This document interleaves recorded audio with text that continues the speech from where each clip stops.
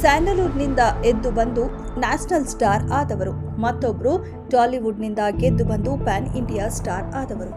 ಇಬ್ಬರದ್ದು ಒಂದೇ ಗುರಿ, ಭಾರತೀಯ ಚಿತ್ರರಂಗದಲ್ಲಿ ಸೌತ್ ಸಿನಿಮಾ ಜಗತ್ತನ್ನೇ ಟಾಪ್ಗೆ ತಂದು ನಿಲ್ಲಿಸಬೇಕು ಅನ್ನೋದು. ಆದರೆ ಈಗ ಈ ಇಬ್ಬರು ಸ್ಟಾರ್ಗಳೇ ನಾನಾ ನೀನಾ ಅಂತ ಕಿತ್ತಾಟಕ್ಕೆ ತೊಡೆ ತಟ್ಟಿದ್ದಾರೆ. ಈ ವರ್ಷ ಪೂರ್ತಿ ಸೈಲೆಂಟ್ ಆಗಿದ್ದು, ಮುಂದಿನ ವರ್ಷ 2025ರಲ್ಲಿ ಇಬ್ಬರು ದೊಡ್ಡ ಸಂಗ್ರಾಮ ಒಂದಕ್ಕೆ ಸಜ್ಜಾಗಿದ್ದಾರೆ.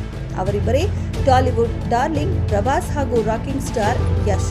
ಹೌದು, ಇಂಡಿಯನ್ ಸಿನಿ ಜಗತ್ತಿನ ಟಾಪ್ ಟ್ರೆಂಡರ್ ಅಂದ್ರೆ ರಾಕಿಂಗ್ ಸ್ಟಾರ್ ಯಶ್ ಎಲ್ಲೇ ಹೋದ್ರೂ ಟಾಕ್ ಆಫ್ ದಿ ಟೌನ್ ಆಗುತ್ತಿದ್ದಾರೆ. ಇದಕ್ಕೆ ಬೆಸ್ಟ್ ಎಕ್ಸಾಂಪಲ್ ಯಶ್ ಇತ್ತೀಚೆಗೆ ಮಾಡಿಸಿಕೊಂಡಿದ್ದ ಒಂದೇ ಒಂದು ಹೇರ್ ಸ್ಟೈಲ್.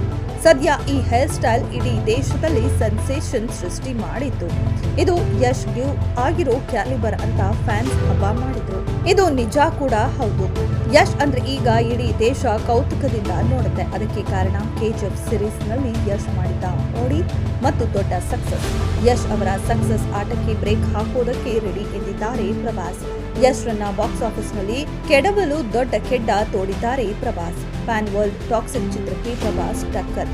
ಟಾಕ್ಸಿಕ್ ಎದುರು ತೊಡೆ ತಟ್ಟಿದ ದಿ ರಾಜಾ ಸಾಹೇಬ್. ಹೌದು, ರಾಕಿ ಬಾಯ್ ಯಶ್ KGF ಚಾಪ್ಟರ್ 2 ಸಿನಿಮಾದ ನಂತರ ಸಂಪೂರ್ಣ ಗಮನವನ್ನ ಟಾಕ್ಸಿಕ್ ಸಿನಿಮಾದ ಮೇಲೆ ಕೊಟ್ಟಿದ್ದಾರೆ.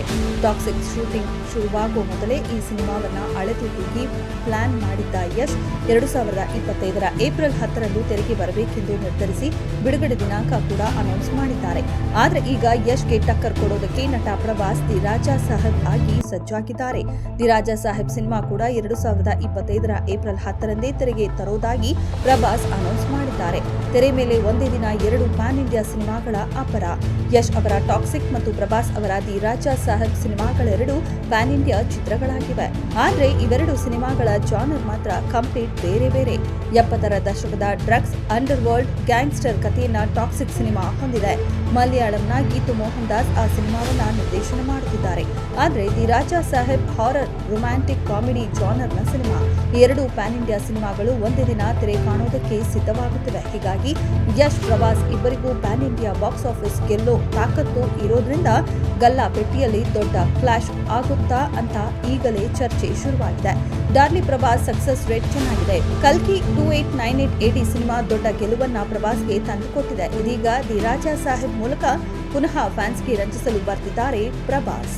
ಈ ಕಡೆ ಯಶ್ KGF ಚಾಪ್ಟರ್ 2 ಮೂಲಕ ಪ್ರೇಕ್ಷಕರನ್ನ ರಂಜಿಸಿ ಗೆದ್ದು 3 ವರ್ಷ ಆಗಿದೆ. ಹೀಗಾಗಿ ಸಕ್ಸಸ್ ಟ್ರ್ಯಾಕ್ನಲ್ಲಿ ಪ್ರಭಾಸ್ ಹಾಗೂ ಮತ್ತೆ ದೊಡ್ಡ ಬಿಗ್ ಹಿಟ್ ಕೊಡೋ ಕನಸು ಕಾಣ್ತಿರೋ ಯಶ್ ಮಧ್ಯೆ ಮೆಗಾ ಫೈಟ್ ಆಗಿ ಯಾರು ಗೆಲ್ಲುತ್ತಾರೆ ಅನ್ನೋ ನಿರೀಕ್ಷೆ ಕೂಡ ಶುರುವಾಗಿದೆ.